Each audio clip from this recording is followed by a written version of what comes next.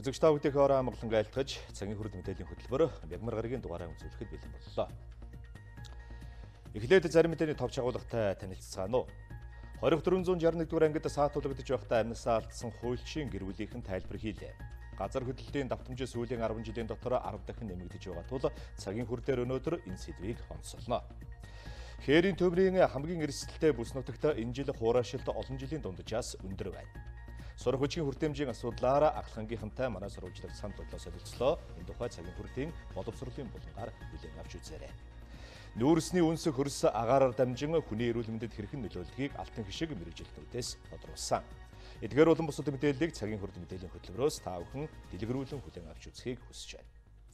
Өнгөрсөн Бямбарагт 2461-р ангид саатуулгадж байхдаа амьнасаа алдсан Монгол улсын гавьяат хуульч Бямбаг авилга хeel хавхуйл авсан холбон зуучилсан хэрэг сэжиглэн хорьсон гэдгээ авилгатай тэмцэх газар өчигдөр нийтэд мэдээлж байсан юм а. Харин энэ удаа түүний ар гэрийнхэн манай сэтгүүлчид ярилцлага өгсөн. Түүний хүү нийслэлдэх захиргааны хэргийн анхан шатны шүүгч Төмөрбат ээжийнхэн талаар хэвлэл мэдээллийн хэрэгслэр цацагдж байгаа мэдээллүүдийг үгүйсгэж байна. Монгол улсын гавьяат хуульч хуульцсан ухааны доктор Бямбаг амиа хорлсон гэрээсэл битсэн мэтэр хэвлэл мэдээллийн хэрэгслүүдээр бичиж мэдээлэх болсон. За түүний ар гэрийнхний үзэж байгаагаар талигаач Бямба амиа хорлох хэмжээний сэтгэл зүйтэй хүн байгаагүй гэж хэлж байна. Манай ээжийг баривчилсан, аваа явсан, байцаалт авж байгаа, нэрлэг хийж байгаа гэдэг мэдээллийг миний бие бол бүрэг байргийн оройн 9 цаг үед мэдсэн. Аваасаа. За ингээд авилга тэмцэх газар би очиод ямар учир шалтгаан дэх түрүү ямарч мэдээлэл авах боломжгүй байсан. Маргааш өглөө би өмгөөлөгч авч 461-р хорих ангид очиж өмгөөлөгч баригдсан сэжигтэн ялагдагчтай уулзах эрхийнхэн хүрээнд ганцаарсан уулзах эрхийнхэн хүрээнд уулзаад юу болоод исэн бэ? Таныг хитэн цагийн хугацаанд тойрсон яасан ийсэн гэдэг мэдүүлэхээр очиход 461-р хорих анги дээр манай ээжийг байхгүй гэж хариулсан. Эргээд авилга тэмцэх газар ирээд асуухаар манад байхгүй хариу өгөхгүй ингээд 2-3 удаа гүйлгсээр хагаад ажлын цагийг дуусгасан. Тэгээ миний ойлгож байгаагаар бол 48 цагийн дараа буюу хагас өдөр цуглардах ёстой байсан.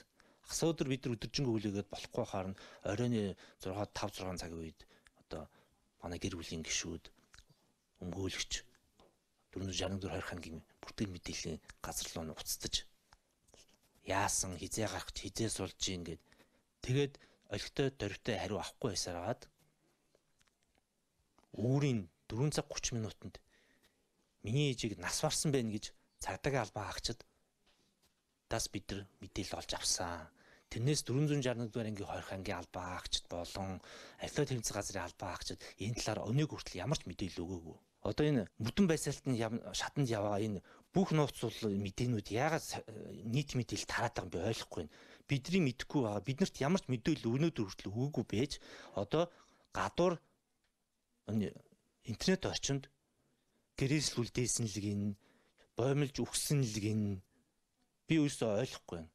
Биднэрт мэдээлэлгүй би одоо шүүгчний хувьд албан ёсны дүгнэлт гарч ээж тэр нь л одоо би одоо үндэслэл бүхий байна гэсэн байр сууриас л хандаад хүлээгээд байна. Тэгэхэд ямар ч мэдээлэл биднэрт өгөөгүй батлаа сошиал ертөнцийн мэдээлэл тараагаад байгаа нь мөрдөн байсах ажиллагааны нууцыг яагаад хэн хаанаас задруулаад байгааг би одоо хүртэл ойлгохгүй байна. За мөн талигаачийг салхитын мөнгөний ордын хэрэгээр шалгаж буруутгасан мэдээллийг хүүн үгүйсгэж байла. За улсад 30 гаруй жил шүүгчээр ажиллаад тэтгэврт гарсныхаа дараа консент хэмээх хуулийн зөвлөх үйлчилгээний компани байгуулж энэ хүрээндээ зөвлөгөөгч ажилладаг байжээ. За ингэхдээ шүүгтээр төлөөлөл болж ажиллаж байгаагүй нь түүний мэргэжлийн ёс зүйтэй холбоотой гэж тайлбарллаа. Салхитын мөнгөний ордтой холбоотой ямар нэгэн үйл ажиллагаа явуулав гэж би өөрийнхөө байр сууриас үзэж байгаа.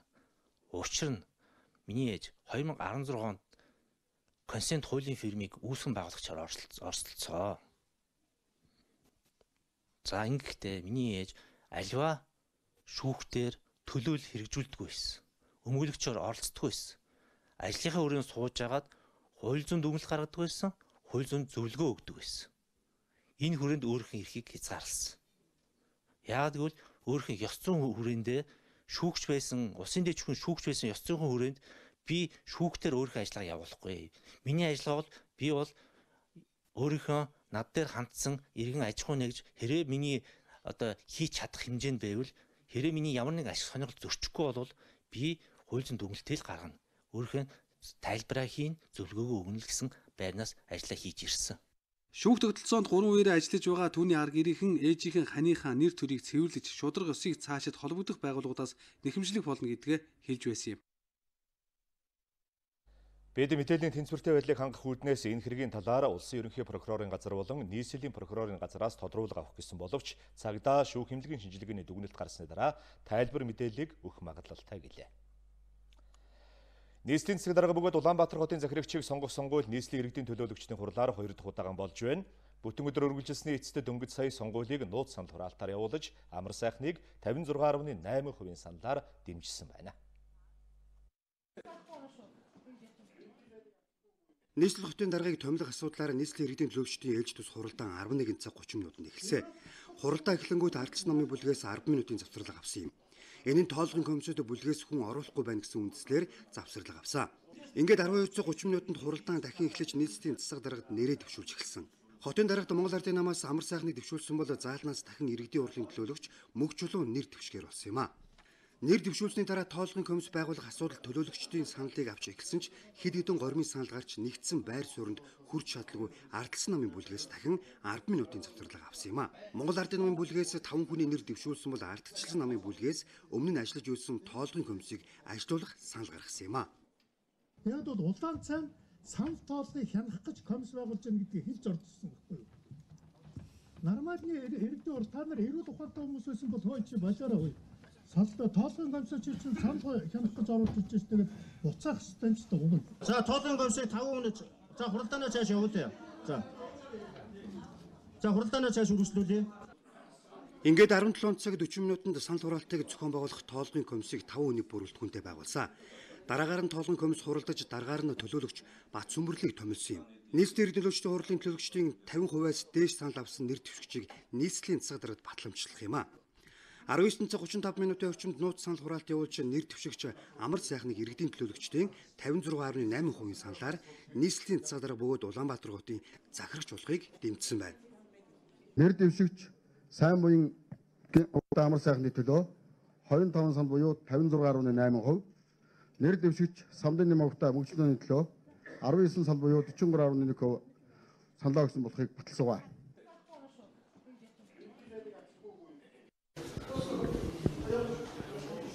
За хангард орноос мэдээлэл шууд хэмжээний хүргэж байна. За хотын даргаыг сонгох ээлж туралдаан өнөөдөр болж үрдэн бол гарсан байна. Тэгэхээр 25-19 харьцаагаар амар сайхан дарга өнөөдөр хотын дарга боллоо. Тэгээд яг газар дээрээс нь та бүхэндээ ярилцлагыг хүргэе.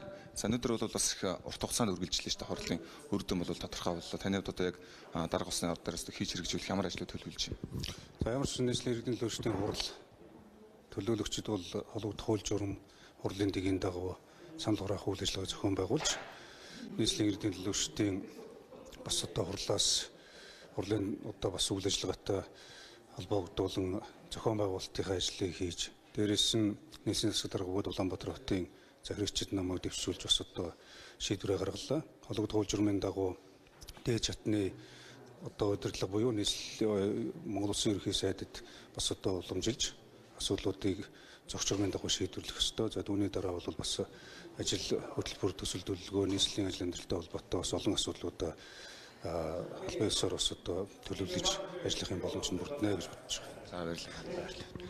За баярлалаа. Хангард орноос Монголын мэдээ сурвалж хэсэг сурвалжлагч Ган Эрдэнэ мэдээлэл хүргэлээ.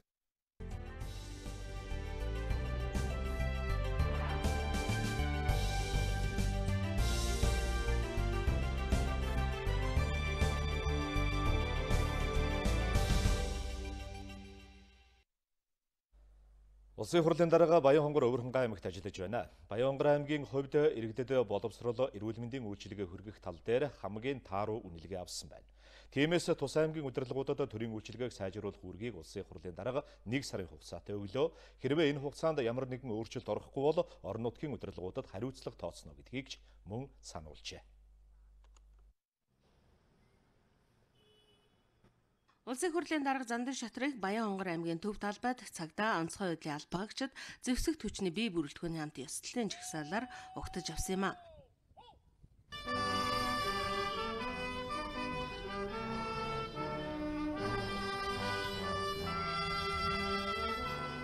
Баян хонгор аймаг нь Улаанбаатар хотоос 600 гаруй км алслагдсан баруун аймагуд руу явах замын гол зангилаа дээр байдгаараа онцлогтой. Зах хязгаарын аймаг сумыг бодвол энэ аймагт хөгжих боломж их бий. Иргэдийн хувьд ч гэсэн орон нутагт ажил хөдөлмөр эрхэлж амьдрах хүсэл сонирхолтой болж хот руу шилжих хөдөлгөөн багасх болсон. Харин үүнийг дэмждэг төрийн бодлого хэрэгтэй байна гэдгийг улсын хурлын дарга хэлж байлаа. Орон нутагт очисон дарга бүр улсын орлого нэмэгдэж эдийн засаг өсөж байгаа тухай тайлан мэдээг байнга дуулгадаг. Гэтэл сум аймгийн хөгжилд ямар ч өөрчлөлт байдаггүй. 5-6 жилийн өмнөхтэй харьцуулж харахад яг хэвээр байна. Тиймээс эхлээд бид эдийн засгийн тоо үзүүлэлтийн араас хөөцөлтгөөс илүүтэй орон нутагт хүрч байгаа төрийн үйлчилгээ хүн сурталыг арилгах хэрэгтэй гэдгийг улсын хурлын дарга хэлсэн үгэнд онцолж байлаа. Парламентын хянан шалгах чиглэлийг шинэ шатнд гаргахад хүрэж байна.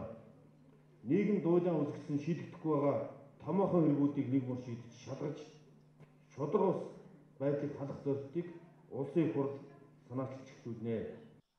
Аймгийн хөгжлийн гол үзүүлэлт болох эрүүл мэнд боловсролын үйлчилгээ Баян хонгор аймагт уналтын байдалд орсон гэдгийг иргэд нь хэлж байлаа. Эрүүл мэндийн үзлэг хийхэд бэлгийн замын өвчлөл тус аймагт хамгийн их байсан байна.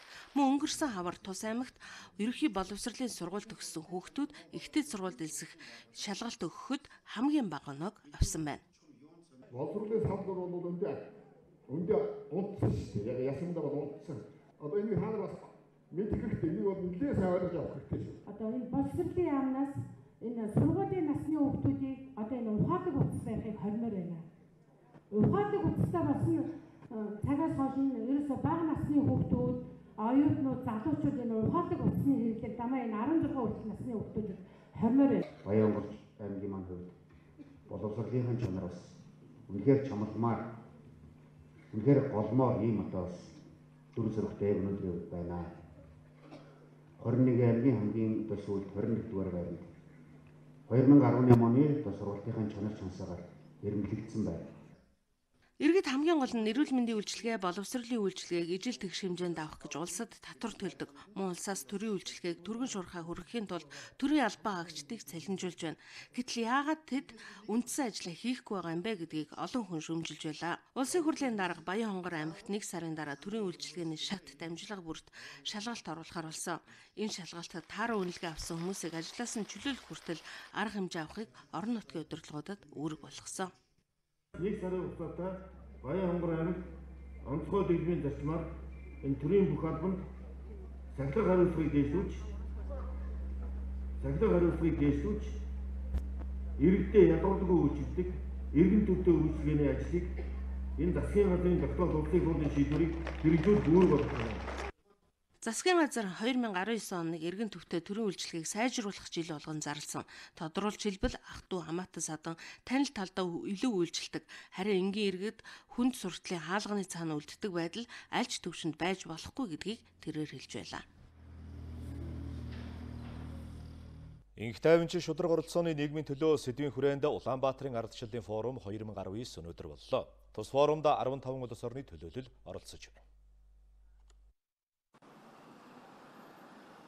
Тогтвортой хөгжлийг бий болгохын тулд нэгдсэн үндэсний байгууллага 17 зорилт тавьж 2030 он хүртэл хэрэгжүүлнэ гэдэг хугацаа зааж өгсөн. За үүний нэг зорилт нь инх тайван шудраг ёсыг зохицуулах тухай юм а. Улаанбаатарын ардчлалын форумаар инх тайванч шудраг ёсыг хэрхэн хэрэгжүүлж байгаа талаар улс орны төлөөллүүд туршлага солилцож байна. Жишээлбэл Монголын хувьд мянганы хөгжлийн зорилт нь Азийн ардчлалын сүлжээг бий болгоход нөлөө үзүүлсэн гэж дүгнэж байгаа юм. Энэ инх тайван аюулгүй байдал өөрөө тогтворгүй хөгжилгүйгээр энд хүрэхгүй юм байна. Тэгэхээр улс орнуудын хөгжил өөрөө тогтвортой байх ёстой юм байна. Тэрэн дотроо тэр дотоод улс орнуудын дотоод тогтолцоо нь өөрөө шудраг байх ёстой юм байна. Ингэжээж улс орн өөрөө тайван болно. Улс орн тайван байх юм бол энэ бүс нутаг өөрөө тайван байх юм байна гэдэг ийм л одоо гол асуудлуудыг энд өнөөдөр ярьж байна да. Тэгээ Улаанбаатарын тунхаглал гэж гарна. Тэгээ одоо яг энэ текстээ энэ хурлуудынхаа үеэр яриад эцэслээд гаргана. Форумыг зохион байгуулагчид Азийн ардчлалын сүлжээг манай улс хэрхэн хэрэгжүүлж ажиллаж байгаа талаар ингэж дүгнэж байна. Тогтвортой хөгжлийн зорилтын 16-ад буюу инх тайван шудраг ёсыг цогцлох зорилтыг улс орон хэрхэн хэрэгжүүлж байгаа нь маш чухал. Монгол улсын хувьд ардчлал хүний эрхийг хангах хэрэгжилтийг хангуулахад бусад улс орноо манлайлж үлгэр жишээ улс орон болж төлөвшөх нь чухал байна. Ардчлалын одоо хамгийн том занал хил аюул нь бол авилгалаас бол үүдэж гин гэж бол манай Transparency International байгууллагаас үзэж байгаа. Тийм учраас энэ ардчлалд одоо учирж байгаа аюул занал хийллийг одоо яаж одоо арилгах вэ? Өөрөөр авилгал хийх вэ? Эргээд ардчлал болон хөгжил дэвшил бол салшгүй холбоотой. Улаанбаатарын ардчлалын форум 2019-нд 2 дахь жилдээ зохион байгуулж байгаа зөвлөлт уулзалт Аз твд ардчлалыг бэхжүүлэхэд иргэний нийгмийн байгууллагуудын оролцоо идэвхтэй үйл ажиллагаа чухал гэдгийг энэ үеэр онцлон хөндөж байна.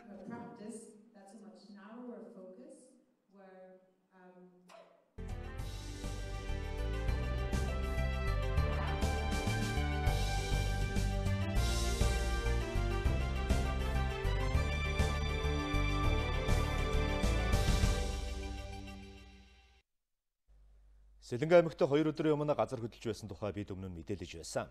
Тус аймгийн хөтөр сумын нутагт шин дундаа 3.7 магнитудын хүчтэй газар хөдлөсөн.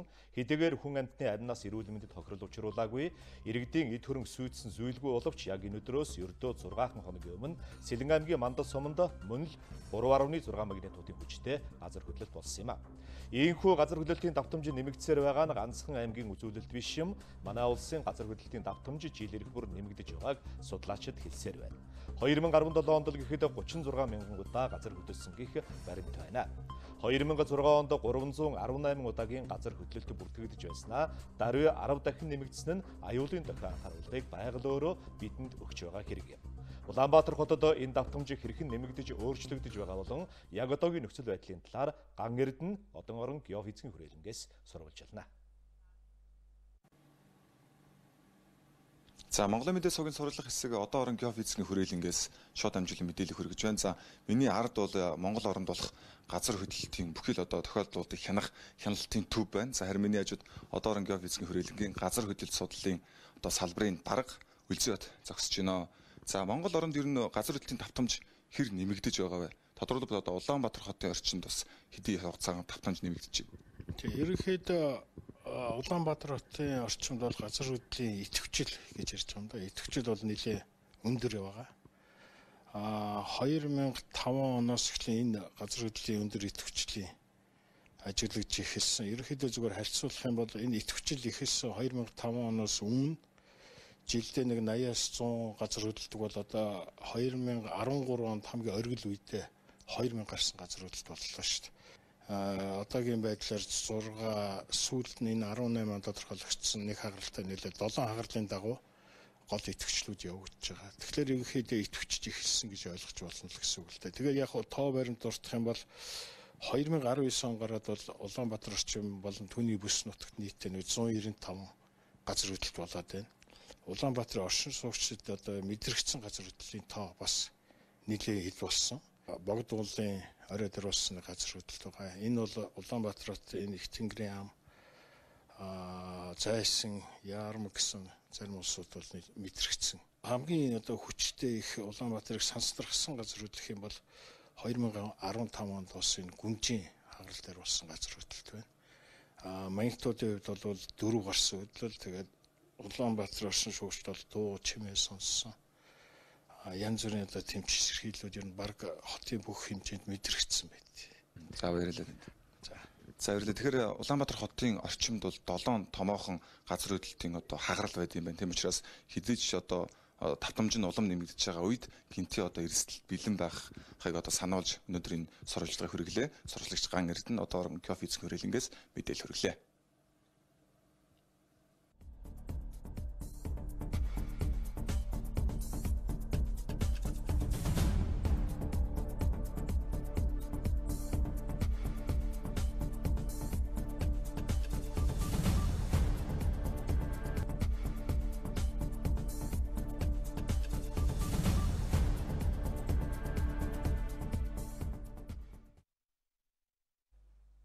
Нийслэлд шинээр барьсан орон сууцны хорооллууд газар хөдлөлийн 8 баалдад төсвөртэй барилга гэсэн зар сурталчилгаагаар үйлчлүүлэгчтэй татдаг болсон.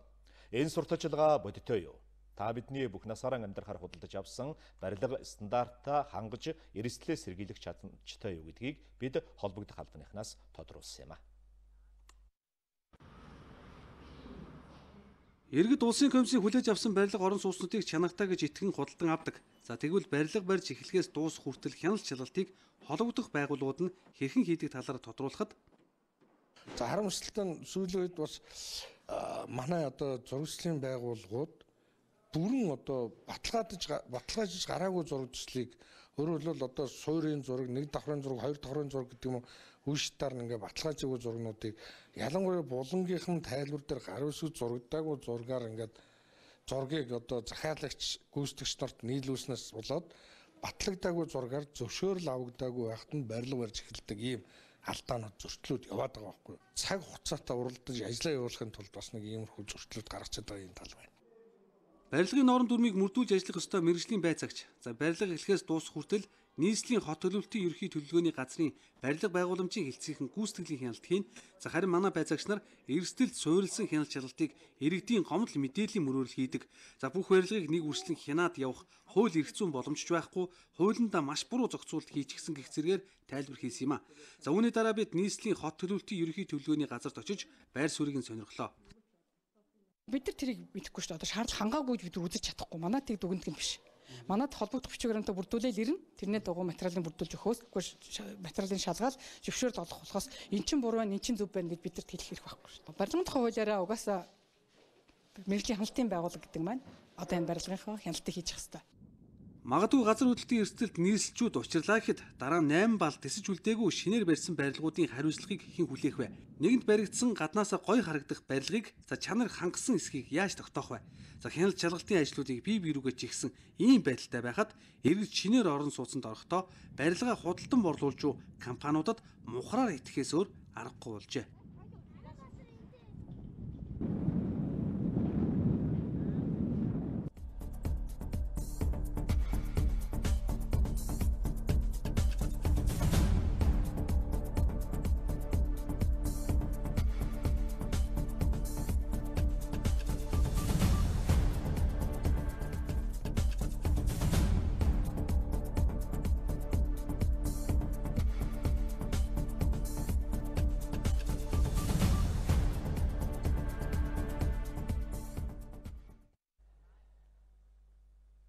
Сасвагстай үйлчлснөөс болж хавар эртэ хуурайшилт үүсч ирэх 3-4-р сард олон жилийн дунджаас 1.5-аас 1 хэм дулаан байх төлөвтэй байгаа юм а. Хавар их хуурайшилттай байх нь ой хэрийн төмөр гарах эрсдлийг үүсгэж байдаг. Энэ сарын сүүлээр баруун болон төв зүүн аймагуудын нутгаар баг зэргийн хурд дундас орох төлөвтэй байгаач хаврын удирдлагын нийт нутгаар хуурайшилт өндөр байх төлөвтэй байна. Өнөөдрийн байдлаар нийт нутгийн 70% буюу Баян өлгийн увс завхан орчмын нутгаар цасан бүрхүүлтэй байна. Ой хэрийн төмөр гарах хамгийн их эрсдэлтэй бүс болох орон тентийн Хөвсгөл аймгийн орчмоор огт цасгүй байна. Өөрөөр хэлэх юм бол эх саруудад цас нэмж орохгүй дулаарах төлөвтэй байгаа нь хуурайшилтыг улам нэмэгдүүлнэ гэж мэргэжилтнүүд хэлж байлаа. Зүүн болон төвийн зүүн хэсгүүдээр за говьч бас ер нь бас цасгүй байгаа. За ялангуяа зүүн тал одоо ой хэрийн бүс нутгуудаар бол өмнөхөө нутаар цолгохт мөн цас байх л байна. 3 сар гараад бас 3 сарын ихэр ч гэсэн ерөнхийдөө хурд дундас цас орох нь маш бага л байна. За тиймээс ерөнхийдөө бол сасгүй болохоор энэ нутгуудаар хуурайшлын зэрэг бол илүү байх магадaltaй мөн энэ одоо ой хэргийн бүс нутгууд болохоор ерөнхийдөө гал төмөр гарах магадлал бол бас тун өндөр байгаа гэсэн үг. Улсын хэмжээнд сүүлийн 5 жилд 1075 удаагийн ой хэрийн төмөр гарч тэг зөөний 22 сая ой 13.8 сая га гэхээр нийтдээ 1402 сая га талбай төмөрт өртжээ. Ердөө санамсаргүй хайсан тамхины иш ил задгаа хайсан галын цурмнаас болж өнгөрсөн жил 77 удаагийн ой хэрийн төмөр гарч 568.6 мянган га ой бэлчээр нутаг сүйдэж иргэд малчтад 39.5 тэрбум төгрөгийн хохирол учирсан байна. Хөдөөхөр аялал зугаалаар явах байгалийн дагалдах бүтээгдэхүүн самар жимс түүх за мод бэлтэх гэх зэрэгээр бол иргэд хөдөөр зорчихтой бол галаа ил байдал хангах хэрэгтэй. Асаасан түүдэг үнс нурмаа бүрэн гүйц тусаа зууж унтраах хэрэгтэй. Тамхич үднэсний гал дээр хамгийн гол нь анхаарал хандуулах бүрэн гүйц унтрааж хайх хэрэгтэй. Хүүхдийг ил галаар тоглоулахгүй байх хэрэгтэй. За эдгээр аюулгүй байдлыг хангасан тохиолдолд бол хүний буруутай үйл ажиллагаанд гарч байгаа галт үүний шалтгаан төслийг бол тоогоогүй нэлээд бууруулах боломжтой. Нөхцөл байдал та биднээс илүү их анхаарал сэрэмжтэй байхыг шаардаж байна. Байгаль дэлхий хураашиж өвс бэлчээр ус тааруухан байгаатай зэрэгцэн ойхээрийн түүмэр гарвал хөдөөд амьдралгүй болж ядуурл улам их нэмэгдэхийн дохио болно. Тиймээс иргэн бүр үүргээ биелүүлж анхаарал сэрэмжтэй байхыг албаныхан сануулж байлаа.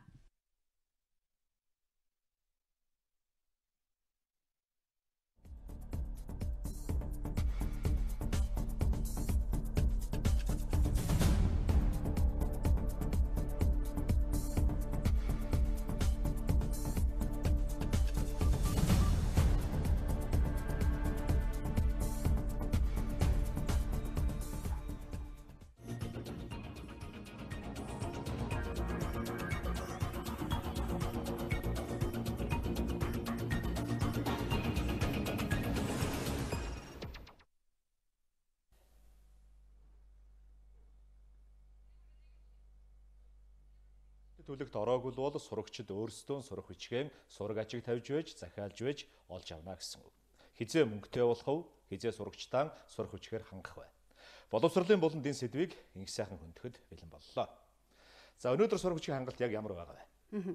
Тэгэхээр яг сургууль дээр энэ асуудал өөр байгаа учраас нийт дүр зургийг харахын тулд тоо мэдээллийг бид бэлтгэсэн байгаа. За ер нь бол улсын хэмжээнд 600 гаруй мянган сурагч байгаа. За тэднийг сурагчийн хангалтыг нь ерөнхийд нь авч үзэх юм бол 40-с 50% сурагчийг хангалттай гэж үзэж байгаа. 2013 оноос цөм хөтөлбөр хэрэгжснээс эхлээд за 2009 оноос хойш гэж илүү наривчлалтаар бага ангийнхны яг 100% сурагчтай байлгыг гээд энэ зорилтод биелчихсэн одоогоор. За харин дунд ахлах ангиудад сурагчийг хангалтгүй 40-с 50% гэсэн ерөнхий үзүүлэлт улсын хэмжээнд гарч байгаа. Энийг илүү наривчлах юм бол хөдөө орон нутагт илүү одоо нөхцөл байдал хүнд байна. За нийслэлд бол нэг 40-с 50% нь хангалтгүй гэж үзэх юм бол энэ тоо за бараг хөдөө орон нутгийн алслагдмал сумдад бол 60 гаруй хувьтай хангалтгүй байна гэсэн үзүүлэлт гарч ирж байгаа. За яг нийслэлд хоёр хүүхдийн дунд нэг сурагчтай анги байхад хөдөө орон нутагт зарим ангиудад бол хичээл нэг ангид хоёрхан номтой орж байгаа ч юм хичээл байна гэдгийг бол хэлж байгаа. За бид өнөөдөр Говьалтай болон Төв аймгийн сурвалжлагчдаараа дамжуулаад хүртээмж юу нь яг ямар байгаа вэ гэдэг тал дээр бас зарим сургуулиудаас тодруулгыг авсан байгаа. Эдгээр ярилцлагуудыг үзүүлье. Манай ангид бол 5 ном байгаа. Тэгээд 5 номоо хүүхдүүдээ ханаа зүг чиг рүү явдаг, гэрийнхэн зүг рүү явдаг. Чиглэл рүү дотор нь 5 хүүхдээр хуваагаад тэгээд нэг хүүхдэд нэг ном. Тэгээд баг дотор 5 ном өгж байгаа. Одоохондоо бол манай анги 25 хүүхэдтэй. Тэгээд 5-5-д нь хуваагаад 5 номоо өчөж байгаа. Одоо нэг гэртээ ирээд даалгавар малгавар ихэд хүндрэлтэй. Аймгийн номын санд ерөөсөө байдгүй нэг эрдгүүгээд тэгээд худалдаж аваагүй баг. Дундаа эргэлээл цуг суугаад үнэтэйс ном нь хүүхдүүд манд одоо дээд ангийнхаа хүүхдүүдээс суучин ном сурахчиг худалдаж авч байна. Тэгээд одоо нийслэл рүү сурахчиг захиж байна. Тэгээд тал үрлүүл захиж хайж олж авдаг да. Боловсролын хүрээлэн манай үнэлгээний төв институт энтрийн ярихаараа болохоор интернет дээр одоо бэлэн болсон ихээрээ тавигдсан байгаа сурагчдууд гэдэг тэр бүгдийг хүүхдүүд бас ашиглаж чадахгүй шүү дээ. Яг үнэн чанартай. Тийм учраас одоо сурагчдын сурах хүчгийн хүрэлцэн хангамж муу байна л гэж ингэж хэлэх гэж. Сургуульчгүй сургуулийн явуулна гэхээр зэрэг цаанаасаа бид нөгөө нэг агуулгын хүрээндээ физик 6 гэсэн сургуульчгийг ашиглгээд тэгээд тэр нь болохоор зэрэг урьдчилан гэсэн сургуульчийг тэрнийхээ дагуу агуулга явуулаад тэгээд хуучин сургуульчгээс багш ус өөрөө бас нэмж бэлдэж интернетээс цаанаас өгсөн бас агуулгын хүрээнийхээ дагуу өөрсдөө бэлдэж хичээлээ зааж. 2019 оны улсын төсөвт сурах хүчийг хэвлэх зардал ерөөсөө тусаагүй байна тий. Гэтэл одоо сурах хүчийн хангамж ийм үү байдаг. Одоо тэгээд яг яах вэ? Илүү нөхцөл байдалтай тодруулсан асуултыг салбарын сайдаас тодруулсан байгаа. За одоогийн байдлаар цөм хөтөлбөртэй холбоотойгоор яг ахлах дунд ангийн сурах бичгүүд бол боловсруулагдаж дууссан. За яг шинээр одоо хичээл орох болсон шүү дээ. Эрүүл мэндийн хичээлийг бол ахлахангүйд орох болсон. За үүнтэй холбоотойгоор эрүүл мэндийн шинжилсэн одоо энэ сурах хүчийг бол боловсруулж дууссан. Одоогийн байдлаар бүх боловсруулалтууд дууссан. Гэхдээ яг энэ хүртээмж тал дээр яг одоо яаж хүргэх вэ? Яаж энэ хүртээмжийн асуудлыг шийдэх вэ гэдэг тал дээр бол бас асуудал хүндхэн байгаа гэдгийг шин сайд хэлж байна. Бүрэн сурах хүчийг хэвлэх гэдэг бол нэлээд том тоо яригдаад байна. Одоо байгаа сурах хүчгүүдийг хэрэглээд дээр нь одоо нөхөн хангалт хийгээд бүрэн хангана гэхэд 40 тэрбум төгрөг. Ойролцоогоор 40 орчим тэрбум төгрөг шаардлагатай байна гэж. Тэгэхээр 40 орчим тэрбум төгрөг бол одоо улсын төсвөөс 40 орчим тэрбум төгрөг гаргана гэдэг бол нэлээд том тоолдоо. Сурах хүчийг гээд одоо 2019 онд нэг ч төгрөг байхгүй. Ерөнхий боловсролын сургуулийн сурах бичиг хэвлэх зардал гэж 19 онд мөнгө байхгүй. Сангийн сайдын багцад 14-өөс 15 онд Азийн хөгжлийн банкнаас хэрэгжүүлж исэн тэр түрээсийн сурах бичиг хөтөлбөрийн санхүүжилтийн 3.7 тэрбум төгрөг байна. Тэгээ тэрийг одоо өөр их усүр хайж гадныхантай уулзж энэ сурах бичгийн үр хэмжээг нэмэгдүүлэх тал дээр тэгэхээр одоо ямар ч байсан гарц гаргалгаал олохыг хичээж. За сая сайдын ярианд дурддагдсан түрээсийн сурах бичиг төсөл 2014-өөс 15 оны хооронд Азийн хөгжлийн банкны санхүүжилттэйгээр энэ төсөл амжилттай хэрэгжсэн. За энэ яадаг төсөл вэ гэхээр Азийн хөгжлийн банкнаас санхүүжүүлээд тодорхой хэмжээнд сурах бичгүүдийг хэвлэн сурах бичгүүдийг сурагчид түрээсэлж хэрэглээд за тэр мөнгө нь бол одоо хуримтлагдсаар 3.7 тэрбум төгрөг болсон гэдгийг бол сая сайд хэллээ. Тэгэхээр бидэнд бол одоо хоёр сонголт үлдэж байгаа. Нэгдүгээрт 2019 оны төсөв батлагдсан учраас сурах бичиг хэвлэх төсвийг 2020 он хүртэл хүлээж тэр төсөвд одоо суулгаж өгөх. Эсвэл Азийн хөгжлийн банкны энэ амжилттай хэрэгжсэн төслөөс үлдсэн 3.7 тэрбум төгрөгийг хамгийн хэрэгцээтэй сурах бичгийг одоо цөөн тоогоор хэвлэхэд зарцуулах гэсэн ийм хоёр сонголт үлдэж байгаа юм байна. За одоогийн байдлаар салбарын сайдын хувьд бол Азийн хөгжлийн банкнд хандсан энэ төслөө дахиад үргэлжлүүлээд хэрэгжүүлж өгвөл одоо сайн байна гэсэн ийм саналыг хүргээд шийдэл хүлээгээ сууж байгаа ийм л мэдээлэл байна. За баярлалаа. Сонгодог урлагийг сонирхон сонсох иргэдийн тоо жил ирэх бүр нэмэгдсээр байна. 1990-ад оны үед улсын дөрвижин эрдмийн театр үзэгчгүй байсан бол өнөөдөр үзэгчдийн суудал дүүрэн байдаг болсон байна. Үүнд ардын жүжигчин төрийн шагналт Намсрайживын нэрмжтэй Монгол Улсын филармоны ерөнхий удирдаач, урлагийн гавьяа зүтгэлтэн профессор Намсрайживын бүтэн баяр агсны хувийн нэмэр их байдгаа гэж урлаг судлаачид үздэг юм а. Энэ удаа түүний байгуулсан дэм авиацсан сургалтын төвийн 25 жилийн ой боллоо.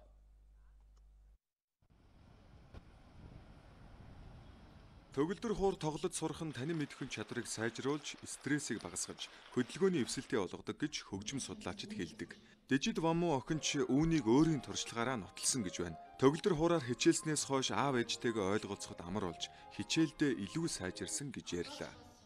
2 дугаар ангиас эхэлж тоглосон. Тэгээд одоо би Кабелевскийн 3 дугаар концертын 2 дугаар хэсгийг тоглоно. Төгөлдөр хуур тоглоход өөрийгөө нээж илэрхийлж болдог надад хамгийн таалагддаг. Намайг бол маш их дэмждэг. Тэгээд өөрийн маань хүслээр л байлгадаг. Тэгээд чи сурмаар байна сурахгүй байна гэхэд би угаасаа сурахыг хүсэж байгаа.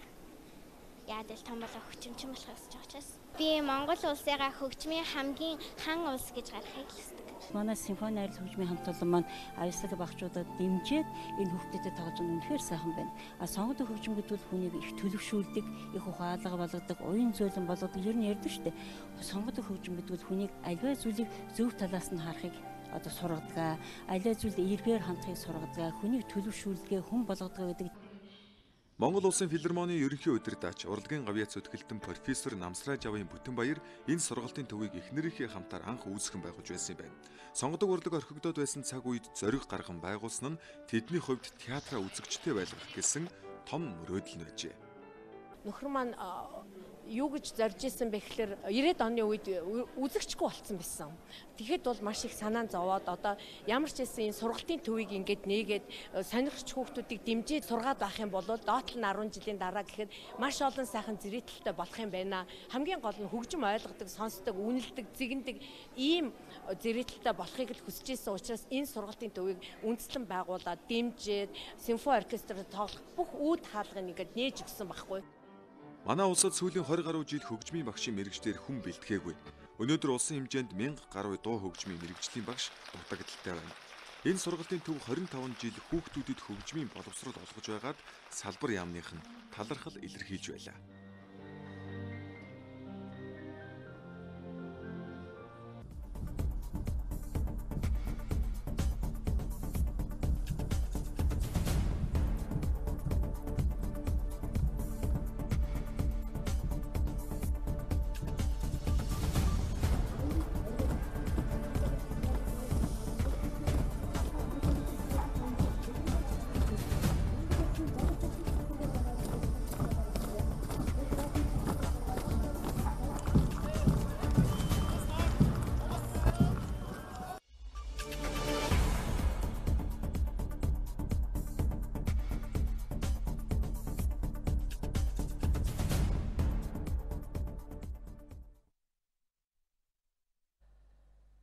Энэ 7 хоногт цагийн хүрд мэдээллийн хөтөлбөрөөр хөрсний бохирдол сэдвийн хүрээнд цоврол сурвалжлага бэлтгэн хүргэж байгаа юм а.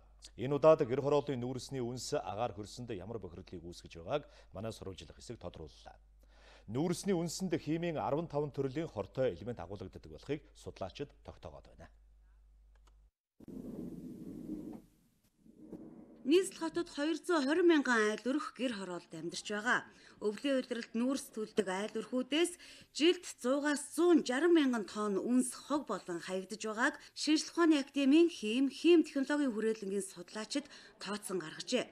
Нүүрсний үнсэнд зис, цайр, хар туглаг зэрэг химийн хортой элемент агуулгаддаг байна. Кальци оксидын агуулмж ойролцоогоор 3-аас 15%, за хөнгөн цагаан эслийн хэмжээ 10-аас 15% агуулмжтай байна. За түүнээс гадна хэрвээ тухайн үнсний найрлагын судалж байгаа бол хими үндсэн эслүүдийн агуулгаас гадна дагалдах хүнд олон хортой элементүүд, цацраг элементүүдийн агуулгыг бол мөн наривчлан судалдаг байгаа. Коплтын агуулга бол тодорхой хэмжээгээр бол илэрч байгаа. За эдгээр нь бол тухайн ашиглаж байгаа ордуудынхаа нүүрсний химийн найрлагатай бол харилцаа уялдаатай гэдгийг ойлгох хэрэгтэй. Гэр хорооллын зарим айл өрхүүд хогтойгоо хамт үнс нурмаа яг ингэж гудамж талбайд ил задгаа хайдаг. Химийн хүнд элементтэй үнс нь агаар хөрсийг бохирдуулаад зогсохгүй. Хүний эрүүл мэндэд сөрөг нөлөөтэй гэдгийг судлаачид ч мөн хэлж байгаа юм а. Мөнгө ус хүнцлэгээр элементүүд агаардаг шалтгаалт явцдаг. Тэгэхээр хар туглаг, кадми, зис гэсэн тийм хүнд металлууд бол нүүрсний үнстэй хамт үлддэг шалтгаалаас. Хүний эрүүл мэндэд маш ортой. Энэ бол тийм. Ер нь бол яг мэдээж их өндөр агуулгатай биш. Бага агуулгатай ч гэсэн бол олон жил хоримтлагдсан үнс бол мэдээж тэр орчиндөө бол хортой нөлөө үзүүлээд байх нь ойлгомжтой. Ер нь бол энэ хүнд металлууд бол хүнд хорт тавдар үүсгэх тэгээд урагт нөлөөлөх гэдэг энэ хортой нөлөөлөл бол аль хэдийн тогтоогдсон байна. Маш нарийн ширхэгтэй нүүрсний үнс хаврын өдрүүдэд салхинд дэгдэн агаар орчныг бохирдуулж байгаа. Мөн газрын хөрсөнд жил ирэх тусам улам хуримтлагдаж хөрсийг бохирдуулдаг байна. Нарийн ширхэгтэй тоосонцор нэгэнд агаар мандалд байгаа тохиолдолд яг хүний амьсгалах төвшөнд байгаа тохиолдолд энэ маань хүний биед хуримтлагцаар байх нь энэ бол био хоримтлал үүсэх нь бол эрүүл мэндэд хорог хөнөөлтөй, ер нь сөрөг нөлөөлтөй. За нөгөө төгөөр энэ хөрсөнд тэрдэргүй үнс маань он удаанжид хуримтлагдаад хадгалагдаад ирэхээр түнд маань үнсэнд агуулгадах нөгөө химийн элементүүд маань улам ихсэл явна. Үүгээрээ бас хөрсөнд энэ маань сөрөг нөлөөтэй. Гэхдээ сөрөг нөлөөхөөс илүү бид нэр ашигтай ашиггүй хоёр талаас хардаг хэрэгтэй. Гэхдээ мэдээж гэр хороолдоо тухайн орчиндөө бол энэ бол нэгэнд хоримтлал үүсгээд явж байгаа учраас энэ маань бол сөрөг нөлөөтэй. Ингийн нэг жишээ дурдахад гэр хорооллын өндөрлөг хэсэгт амьдарч байгаа зарим айл өрхүүд өвлийн улиралд халтаргаанаас сэргийлж үнсээ шууд гудам дасгадаг. Гэтэл нүүрсний үнсэнд химийн хортой олон бодис байдаг гэдгийг судлаачид ийхүү тогтоосон байна. Газраас агаарын бохирдлыг бууруулах зорилгоор энэ оны 5 сараас нийслэлд түүхийн нүүрс оруулахыг хоригдсон. Тэгвэл түүхийн нүүрсний оронд сайжруулсан шахмал түлшээр айл өрхүүдийг хангах үйлдвэрүүд нөөцөө хэрхэн бэлтгэж байгаатай улсын хурлын зарим гишүүд танилцлаа. Гэр хороолд амьдарч байгаа 220 мянган айл өрх жилдээ сая 200 мянган тонн түүхийн нүүрс төлдөг байна. Агаарын бохирдлыг бууруулахын тулд эдгээр айл өрхүүдэд хамгийн багадаа 600 мянган тонн сайжруулсан шахмал түлш шаардлагатай. 5 толгой түлш компани сайжруулсан шахмал түлшний үйлдвэрээ өргөтгснөөр энэ хэрэгцээг бүрэн хангах боломжтой гэж ажлын хэсгийнхэнд танилцууллаа. 30 гаруй мянган тонн буюу нийт зах зээлийн өөрсдийн хэрэглээний 10 орчим хувьд хүсэн ийм үйлдвэрлэлийг хийж байна. Энэ нь бол нийтдээ 9-10 сарын хэрэглээг үндсэндээ бэлтгээд байна. Цаашдаа энэ зундаа буюу энэ хаварда үйлдвэрийн өргөтгөл орно. Үйлдвэрийн өргөтгөлүүд орсонтой холбогдуулаад энэ өвлийн хэрэгцээг бүрэн хангах ажлыг бүрдүүлж ажиллаж байгаа. Гэр хорооллын айл өрхийн түлж байгаа түүхийн нүүрсийг шахмал түлшээр сольсноор агаарын бохирдол 50% буурах боломжтой гэж судлаачид үзэж байгаа. 500-аад айлуудын дунд тэмдэг дистанцын төвүүд бариад нэг талаасаа асуудлыг шийдэх, нөгөө талаасаа газар чөлөөсөн газруудад орон сууцнд оруулах, инженерийн шугам сүлжээ очсон гэр хорооллын иргэдийг ипотекийн зээлэнд эхний ээлжинд хамруулах зэрэг энэ давхар ажлуудыг хийж эхлээд байна.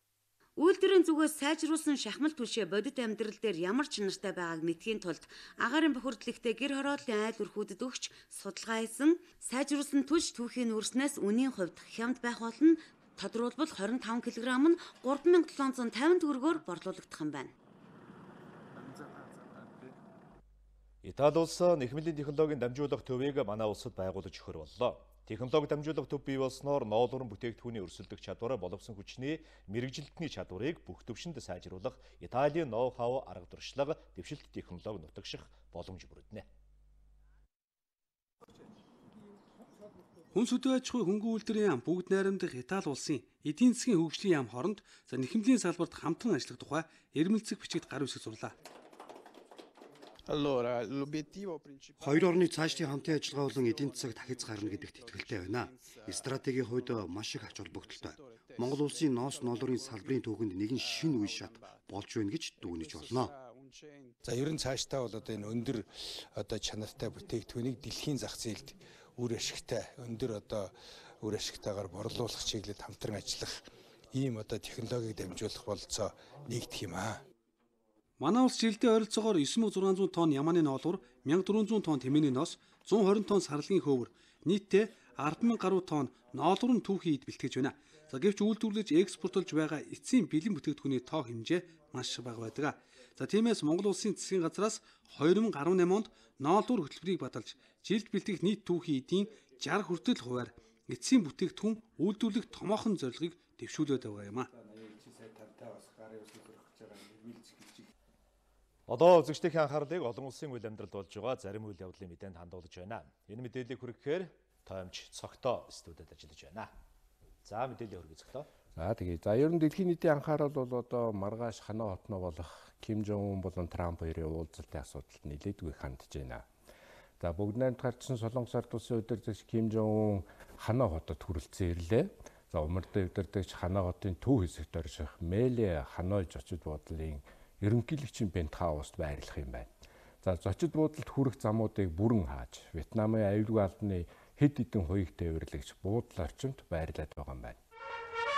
Мэлэ Ханой зочид буудал 22 давхар 2 том цамх газ бүрддэг. За хамгийн дээд давхарт орших ерөнхийлөгчийн Пентхаусаас Ханаа хотын түүхэн төв хэсгийг, за тэр дотор хотын заавал үзэх ёстой газар болсон эргэлдэж буй сэлэм нэртэй нуур алган дээр байгаа мэт харагддаг юм байна. За өмнөх он жилүүдэд энэ өрөөнд Вьетнамд хийсэн айлчлах үеэр Кубын удирдагч Фидель Кастро, за Филиппиний ерөнхийлөгч Глория Арроё, за Бруней, Их Британи, Испани, Камбож, Таиландын хааны гэр бүлийн гишүүд бууж байрлаж байсан юм байна. За тэгээч бүгд найрамд гарчсан Солонгос ард улсын удирдагч сүүлийн 55 жилд анх удаа Вьетнамд ирж байгаатай холбогдуулан энэ зочид буудлыг бас сонгосон байх талтай юм аа. За Ханаа хотод болох Америкийн нэгдсэн улсын ерөнхийлөгч Дональд Трамп бүгд найрамд гарчсан Солонгос ард улсын удирдагч Ким Жон Ун нарын 2 дахь дээд хэмжээний уулзалтын бэлтгэл ажил үндсэндээ дууссан байна. За Трамп Ким Жон Ун нар 2018 оны 6 дугаар сарын 12-ны өдөр Сингапурт түүхэн анхны уулзалтаа хийсэн. За хэдийгээр энэ уулзалтыг түүхэн гэж байгаач энэ уулзалтаар Солонгосын хойгийг цөмийн зэвсгээс ангижруулах асуудалд тодорхой үр дүнд хүрээгүй. За иймээс энэ удаагийн 2 дахь удаагийн уулзалтаас Солонгосын хойгийн байдлыг зохицуулахыг чиглэсэн тодорхой алхам хийгдэнэ гэдгийг дэлхийн нийт хүлээж байгаамаа. Америкийн нэгдсэн улсын ерөнхийлөгч Дональд Трамп өнөө орой Ханоид хүрэлцэн очих ёстой. За тэрвээ Ханой руу мордохын өмнө цагаан ордонд хийсэн мэдээлэлдээ умард Солонгосыг цөмийн зэвсгээс ангижруулах асуудалд нэг их яарахгүй гэдгээ илэрхийлсэн юм аа. За Трампын хэлж байгаагаар тэрвээр өмнө нь Ким Жон Унтай нүүр тулж уулзсан. За тэгээж тэр хоёрын хооронд маш сайн харилцаа тогтсон гинэ. За умард Солонгос цөмийн болон пуужингийн туршилт хийхгүй байгаа цагт яарах хэрэггүй. Иймээс цөмийн тохиролцоог нэг их яаран хийхийг би тулахгүй гэдэг Трамп хэлж байгааг үзэхэд тэрвээр Солонгосын хойгийг цөмийн зэвсэггүй бүс нутаг болох асуудалд цаг хугацаа хэрэгтэй гэдгийг дэлхийд дахинд ойлгуулж авах шиг байгаа юм. За гэтэл Америкийн зарим нэг хууль тогтоогчид Ханаа уулзалтаар ямар нэг ахиц дэвшилд хүрэлгүйгээр Пхеньянд үзүүлж байгаа шахалтыг сулруулах вэ гэдгээс болгоомжилж байна. За маргааш орой Трамп Ким Жон Унаар хамт оройн зоог барих бөгөөд гол яриа хэлцээ нь 28-ны өдөр болох юм байна. Нэгдсэн үндэсний байгууллагын аюулгүй зүйлийн зөвшөөрөлгүй аливаа цэргийн оролцоо дэлхийн хэв маягийг донслогох аюултай гэж Нэгдсэн үндэсний байгууллагын ерөнхий нарийн бичгийн дарга Антонио Гутерреш мэдгдлээ. За түүний үзэж байгаагаар аливаа хямралыг зөрчилдөөнийг цэргийн үсээр шийдэх цаг өнгөрсөн юм байна. Ноён Гүтериш Америкийн нэгдсэн улс Венесуэл цэрэг оруулснаар ямар үр дагавар гарах талаар хэлэхдээ Латин Америкт цэргийн дүрмгийл хийдэг цаг аль хэдийн өнгөрсөн гэсэн юм. За нэгдсэн үндэсний байгууллагын тэргүүн нэгдсэн үндэсний байгууллагын дүрм журамд захирагддаггүй аюулгүй зөвлөлийн зөвшөөрлгүй үйлдсэн цэргийн дүрмгийл бий болоод байгаа дэлхийн хэм маягийг донслогох аюултай гэдгийг цохон тэмдэглэсэн байна.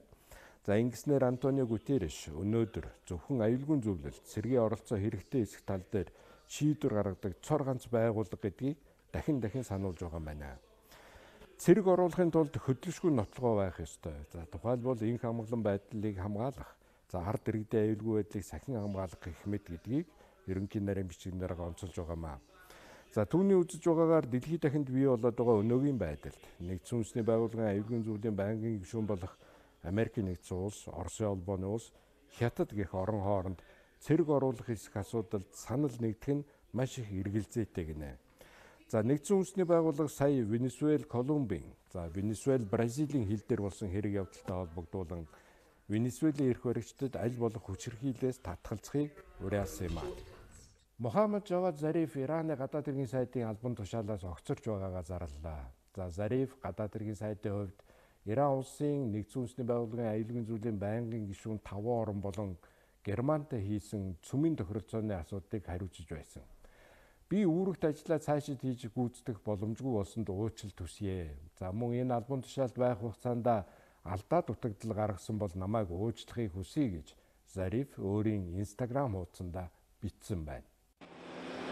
Жавад Зариф 2013 оноос хойш Ираны гадаад хэргийн сайдаар ажиллаж, за Иран улстай хийсэн цөмийн тохиролцоог хариуцж байсан хүн юм а. Одоо Ираны ерөнхийлөгч Хасан Руханы сайдын огцор хүрээллийг хүлээн авч зөвшөөрлөх ёстой. За Жавад Зариф ерөнхийлөгч Руханийн эхний бүрэн эрхийн хугацаанд гадаад яамыг тэргүүлж байсан. За дараа нь улирын сонгогдохын хүртэл бас хамт ажиллаж байсан ийм хүн юм. За Ираны ерөнхийлөгчийн хамгийн газар Зариф огцор хүрээллөө өгсөн гэдгийг нотлож байгаа ч ерөнхийлөгч Руханыг хүлээн авахгүй байх гэдгийг цохон тэмдэглэж байгаа маа. За мөн Ираны парламентын зарим нэг гишүүд Зарифыг огцруулахгүй байхыг ерөнхийлөгчөөс хүссэн байна. За энэ сарын дундуур Жавад Зариф Германы Мюнхен хотно болсон аюулгүй байдлын асуудлаар олон улсын баг хуралд оролцсон. За Ираны улс төрч Европын орнуудад хандаж цөмийн тохиролцооны асуудалд Америкийн нэгдсэн улсын эсрэг илүү их нягтрахыг уриалсан юм а. За 2018 оны 5 дугаар сард Вашингтон цөмийн тохиролцооноос дангаар гарч байгаагаа зарлсны дараа Зариф консерватив хүчнийхний зүгээс хатуухан шүүмжлэлд өртсөн ийм зүйл байгаа. За Иран улс 2015 оны 7 дугаар сард нэгдсэн үндэсний байгууллагын аюулгүй зөвлөлд хориг тавих хэрэгтэй 5 орн болон Германтай цөмийн тохиролцоо байгуулсан ч Америкийн нэгдсэн улс 2018 онд энэ тохиролцооноос дангаар гарч байгаагаа зарлаж, за Иран улсын эсрэг өмнө тогтоож байсан хориг арга хэмжээгээ сэргээсэн юм а. Америкийн нэгдсэн улсын шинэ хориг Ираны эдийн засгийн салбарыг, за тэр дотроо нефть олборлох болон банкны салбарыг хөндсөн. За 2018 оны 11 дугаар сарын 5-наас хойш Вашингтон Иранаас нефть экспортлохыг, за мөн Ираны нефть олборлагч компаниудтай бизнес эрхлэхийг хориглосон. За ерөнхийлөгч Трамп Ираны эсрэг тогтоосон хоригийг урд өмнө байгаагүй хатуу чанга хориг гэсэн юм а. За Америкийн компаниудад Ираны банкудтай, за тэр дотор Ираны төв банктай ямар нэгэн санхүүгийн гүйлгээ хийхийг бас хориглосон. За нефтийн худалдаанаас орж ирэх ашиг орлого Иран улсын төсвийн 80% бүрдүүлдэг юм байна. За Америкийн төрийн департамент Ираны гадаад хэргийн сайд Жавад Зариф огцрох болсон тухай мэдээллийг судалж үзэж байгаа тухай төрийн департаментын төлөөлөгч мэдээлж байна. Бид одоо энэ мэдээллийг анхааралтай судалж байна. Өөр тайлбар өгөх боломжгүй гэж тэр төлөөлөгч мэдгдсэн байна. Сауди Араби улс эрх баригч Аль Сауд удмын гүнж Рима Бандар Аль Саудыг Америкийн нэгдсэн улсад суух Сауди Араби улсын элчин сайдаар томиллоо. За ийхүү тус улсын түүхэнд эмэгтэй хүн элчин сайдаар томилогдож байгаа анхны үйл явдал нь юм а. За энэ эмэгтэй угсаа залгамжлах хунтайж Мухаммед бин Салман Аль Саудын дүү хунтайж Халид бин Салман Аль Саудын оронд энэ албанд очиж байгаамаа. Шинэ элчин сайд өөрийн Twitter хуудсанд угсаа залгамжлах хунтайжид элчин сайдаар томилсонд нь талархал илэрхийлсэн байна. Бурхны ивэлээр би улс орныхоо төлөө, эрх баригчдын төлөө, ард түмнийхээ төлөө хичээнгүй зүтгэж чармаан ажиллах болно гэдгээ тэрээр амласан байна. За Рема аль Сауд нь 1983-аас 2005 онд Америкийн нэгдсэн улсад элчин сайд байсан Бандар аль Саудын охин юм аа. Харин өмнөх элчин сайд Халид бен Салман аль Саудын хувьд тэрээр Эр-Риядад иргэн ирж Вант улсын батлан хамгаалахын орлог сайдын албан тушаалд очих юм байна. 2017 оны 9-р сараас хойш Вант улсад улс орныг өөрчлөн шинжлэх үйл явц эхэлсэн. За энэ өөрчлөлтөөр эмэгтэйчүүдийн эрхийг нилээдгүй тэлсэн байгаа. За тухайлбал одоо эмэгтэйчүүд эрэгтэй хүнгүүгээр хөл бөмбөгийн тэмцээн үзэж болно. За мөн тэдэнд машин жолоодохыг, иргэний нисхийн онгоц жолоодохыг бас зөвшөөрсөн байдаг. За бид та бүхэндээ өнөөдөр дэлхийд дахинд болон олон улсад өрнсөн анхаарал татсан мэдээллээс хүргэлээ. Баярлалаа. Баярлалаа. Одоо үзэгчдийн анхаарлыг үргэлжлүүлээд спортын мэдээд хандуулж байна. Спортын мэдээ хүргэхээр спортын сэтгүүлч Батчаргал студид бэлэн болсон байна. За мэдээлэл хүргэе Бачаа. Барамын төргий өнөөдөр бид өхөн спортын мэдээгээр хэлийн чандад болоод өөрийн эх оронд болсон спортын томоохон үйл явдлуудын мэдээлэлс хүргэхээр бэлтгэлээ.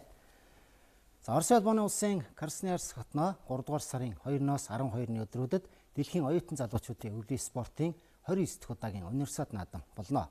Энэ наадамд оролцох Монголын баг тамирчдыг үдэн гаргах ёслолын ажиллагаа өнөөдөр боллоо. Дэлхийн оюутны спортын өвлийн 29-р универсиад наадамд 60 орны 30,100 гаруй тамирчин спортын 11 төрөлд өрсөлдөнө. Монгол улсаас 16 тамирчин, 6 тасгалжуулагч, албаны 4 хүн, нийт 26 оны бүрэлдэхүүн Оросын улбаны улсыг зорих юм. Өнөөдөр баг тамирчдыг үдэн гаргах ёслолын ажиллагаа засгийн газрын хэрэгжүүлэгч агентлаг Бие тамир спортын газрын хурлын танхимд боллоо. Ёслолд Монголын оюутны спортын холбоо, боловсрал, соёл шинжлэх ухаан спортын яам болон Бие тамир спортын газрын албаныхаа оролцоож баг тамирчдад амжилт хүслээ. Ер нь бол олон улсын тэмцээнд явж байгаа баг тамирчдаа төрөөс байнга анхаарч байгаа. Энэ жилийн универсиад 29 дахь наадамд явж байгаа оюутан залуучуудаа замын зардал, хувцс хэрэглэлгээд 50 сая шахам төгрөгийн тусламжийг үзүүлсэн байна. 29-р өвлийн универсиад наадамд Монгол улсын тамирчид 5 төрөл өрсөлдөх юм. Үүнээс цанын орон зай баримжаалах, цанын чөлөөт үзүүлбэр, уран голгалтын тэмцээнд анх удаага өрсөлдөнө. Мөн гүйлтийн цаанд 6 тамирчин, шорт трекийн тэмцээнд 1 тамирчин оролцохоор болжээ. Энэ бол 12 сараас л хагаад эхэлчихсэн байсан. Урд нь болохоор шорт трекийн төрлөл Азийн наадамд оролцсон байгаа. 2017 онд тийм 500 м, 1000 м-тэй амжилттай оролцоод ирсэн. 3 дахь удаага оролцоод бэлэн болсон байна. Өмнө нь бол Казахстаны Алматы хотод зохиогдсон оюутны дэлхийн аврагт бол оролцож 80 тамирчнаас 40-р байрт өмнө оролцож байсан. Энэ жил бол өмнөх амжилтаа баттгах, медалийн төлөөр өрсөлдөх зорилго тавиад явж байгаа.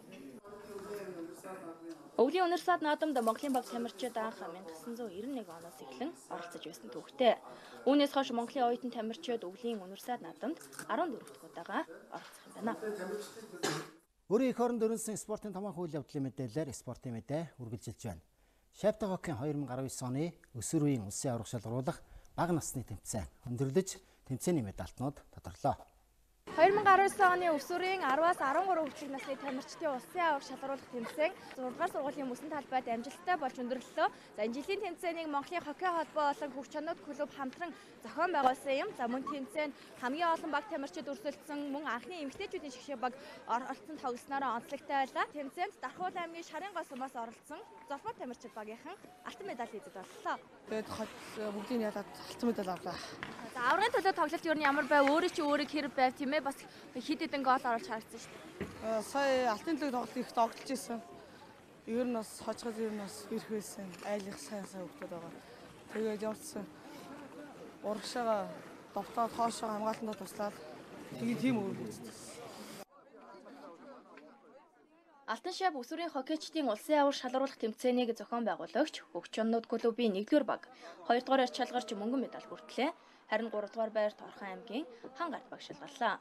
30 жилийн түүхтэй хоккейн өсвөрийн улсын аварга шалгаруулах тэмцээнд Монголын эмэгтэйчүүдийн анхны шгшээ баг өргөдөн оролцож эхний нөхөрсөг тоглолтоо хийсэн юм. За тэдний хувьд олон улсын хоккейн холбооноос зохион байгуулдаг Азийн эмэгтэйчүүдийн Challenge Cup шилжиж явах цомын тэмцээнд эх орноо төлөөлөн 4 сард өрсөлдөх юм байна. Пара буудлын 2019 оны дэлхийн цомын тэмцээн Арабын нэгдсэн Эмират улсад боллоо. Энэ тэмцээнд оролцсон Монголын баг тамирчдаас олон улсын хэмжээний мастер Зандрагийн Ганбаатар ирэх 2020 онд Токиод болох зуны паралимпийн наадамд оролцох эрхийн болцлоо биелүүлсэн билээ. Манай тамирчид өнөөдөр эх орондоо ирлээ. Арабын нэгдсэн Эмират улсад болсон пара буудлын дэлхийн цомын тэмцээнд 47 орны баг тамирчид өрсөлдлөө. Монгол улсаас Монголын пара буудлын үндэсний шгшээ багийн тамирчин, олон улсын хэмжээний мастер Ганбаатар, Баяр Цэцэг, Ган Зориг, Цонх баяр нарын 4 тамирчин, дасгалжуулагч, Монгол улсын гайд дасгалжуулагч Ундар Лотын хамт оролцоод эх орондоо ирлээ.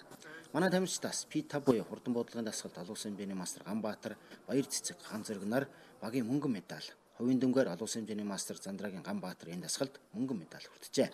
Олон улсын хэмжээний мастер Зандрагийн Ганбаатарын хувьд пара буудлын дэлхийн цомын аврах шалгуулах тэмцээнээс 2 мөнгөн медаль хүртсэн сайхан амжилт гаргаж өөрийнхөө хамгийн сайн амжилт гаргадаг үндсэн дасгал болох сонгуул гар бууны 50 метрийн дасгалдаа Токио 2020 зуны паралимпийн наадмын буудлын тэмцээнд эх орноо төлөөлөн оролцох эрхийн болцлоо биелүүлээд ирлээ.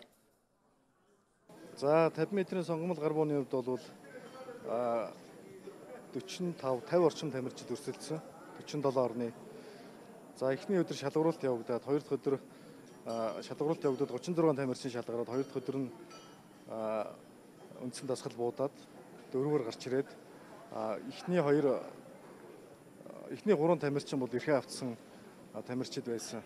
Тэгээд шууд эрхээ авсан.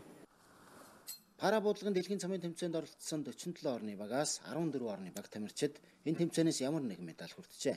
Монголын пара буудлын шгшээ багийн тамирчид 2 мөнгөн медаль хүртсэн амжилтаараа медаль хүртсэн орнуудын жагсаалтын 11-р байранд шалгарчээ.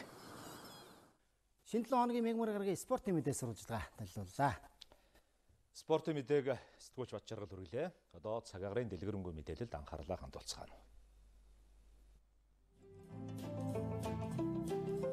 Үлгийчэндээ 17 хэм хүйтэн, өдөртөө тэг хэм, Улаангомд шөндөө 32 хэм хүйтэн, өдөртөө 18 хэм хүйтэн, Ховдчөндөө 25 хэм хүйтэн, өдөртөө 13 хэм хүйтэн, Алтайчөндөө 21 хэм хүйтэн, өдөртөө 5 хэм хүйтэн байна. Улястад шөндөө 23 хэм хүйтэн, өдөртөө 6 хэм хүйтэн, Тосон Сэнгэлд шөндөө 32 хэм хүйтэн, өдөртөө 15 хэм хүйтэн, Баянгорт шөндөө 18 хэм хүйтэн, өдөртөө 3 хэм хүйтэн байна. Мөрөнд шөндөө 17 хэм хүйтэн, өдөртөө 1 хэм хүйтэн байна. Хатгалд шөндөө 24 хэм хүйтэн, өдөртөө 4 хэм хүйтэн, Цэцэрлэгт шөндөө 14 хэм хүйтэн, өдөртөө 1 хэм байна. Хар хоринд шөндөө 13 хэм хүйтэн, өдөртөө 1 хэм. Арвайхээр шөндөө 13 хэм хүйтэн, өдөртөө 1 хэм.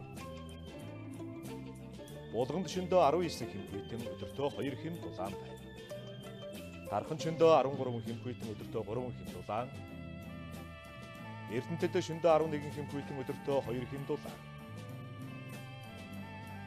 Чойрт шөндөө 14 хэм хүйтэн, өдөртөө 2 хэм дулаан. Сүхбаатарт шөндөө 13 хэм хүйтэн, өдөртөө 3 хэмийн дулаан байна. Зүүн хараа шөндөө 14 хэм хүйтэн, өдөртөө 2 хэм дулаан. Зүүн модод шөндөө 12 хэм хүйтэн, өдөртөө 1 хэм. Багнуур шөндөө 20 хэм хүйтэн, өдөртөө 1 хэм дулаан. Чингис хотод шөндөө 17 хэм хүйтэн, өдөртөө 4 хэм дулаан байна. Баруун уртад шөндөө 12 хэм хүйтэн, өдөртөө 4 хэм дулаан. Чойвсанд шөндөө 11 хэм хүйтэн, өдөртөө 5 хэм дулаан. Мандал говьд шөндөө 14 хэм хүйтэн, өдөртөө 1 хэм дулаан. Дадан задгадад шөндөө 14 хэм хүйтэн, өдөртөө 2 хэм дулаан. Хамбогдод шөндөө 10 хэм хүйтэн, өдөртөө 4 хэм дулаан. Сайн шандад шөндөө 14 хэм хүйтэн, өдөртөө 2 хэм дулаан. Замын үдэд шөндөө 14 хэм хүйтэн, өдөртөө 3 хэм дулаан. Нийслэл Улаанбаатар хотод шөндөө 14 хэм хүйтэн, өдөртөө 1 хэм дулаан байна.